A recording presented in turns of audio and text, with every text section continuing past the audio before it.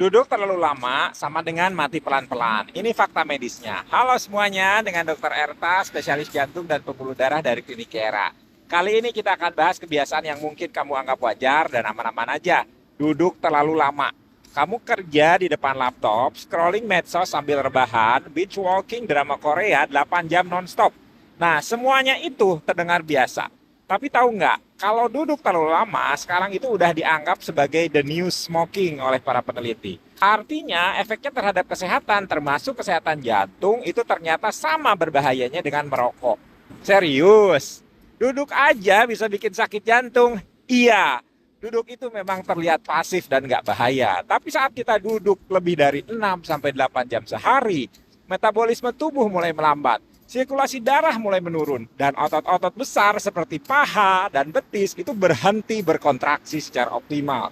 Aliran darah ke jantung pun menurun, dan ini bisa memicu penggumpalan darah, tekanan darah naik, bahkan gula darah lebih sulit dikendalikan.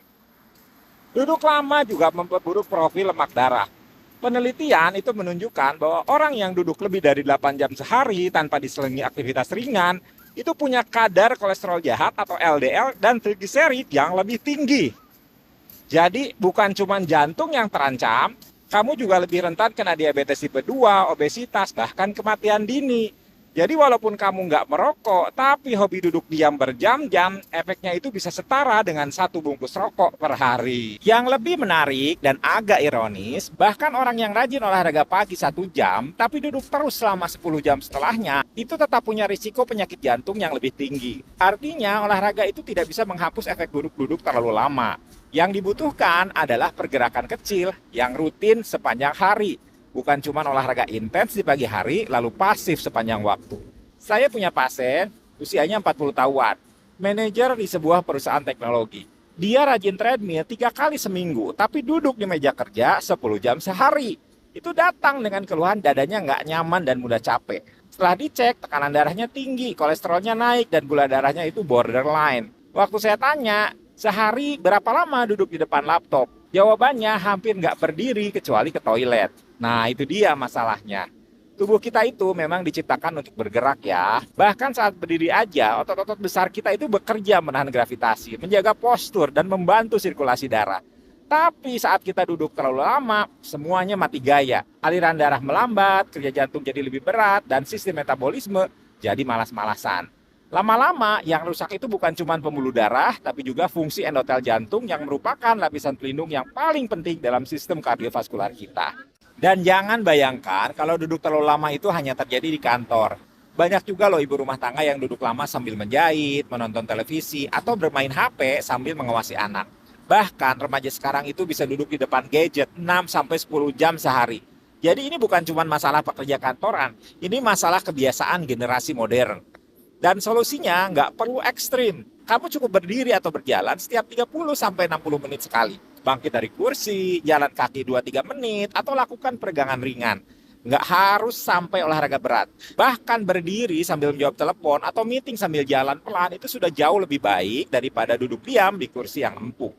Buat kamu yang kerja di depan laptop, bisa dipakai alarm atau aplikasi pengingat untuk berdiri dan bergerak tiap jam.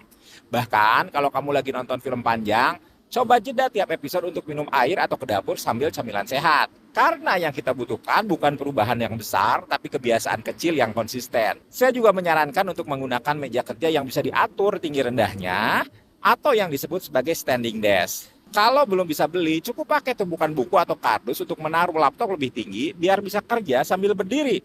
Hal-hal sederhana seperti ini bisa menyelamatkan jantung kamu dari keausan dini. Ingat, jantung kamu nggak suka kamu terlalu nyaman. Kalau kamu manja terus, duduknya seharian, dia akan protes. Dan sayangnya, protesnya itu bukan lewat chat atau suara, tapi lewat serangan jantung mendadak.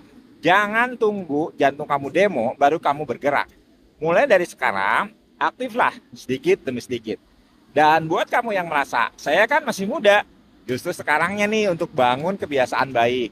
Karena efek buruk dari duduk lama itu tidak muncul dalam sebulan, tapi dalam hitungan tahun.